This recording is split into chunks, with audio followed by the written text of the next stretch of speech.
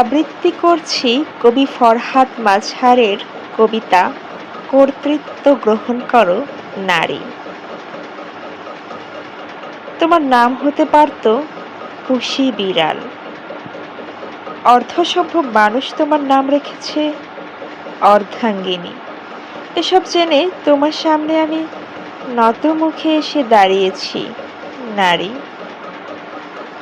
আমি পুরুষ, আমাকে ক্ষমা করো। তুমি প্রজনন যন্ত্র, তাই তোমার নাম জননী। তুমি রমণযোগ্য, তাই তোমার নাম রমণী। ঘোড়াশালে ঘোড়া, হাতিশালে হাতির মতো মহলে মহলে থাকো, তাই তো তোমার নাম মহিলা।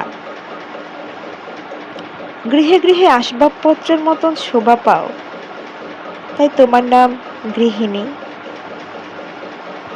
আমি পুরুষ শব্দের সমান অর্থবহ উচ্চারণে তোমার নামকরণ করতে চাই নারী, কিন্তু পারি না। অক্ষম লজ্জায় আমি তোমার সামনে অপরাধীর মতো দাঁড়িয়ে আছি। আমি পুরুষ,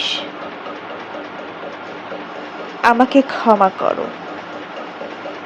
আজ আমি তোমাকে বলতে এসেছি, পুরুষ শব্দের অর্থ হচ্ছে কর্তৃত্ব, এবং তোমার কর্তৃত্ব গ্রহণ করার সময় হয়েছে নারী।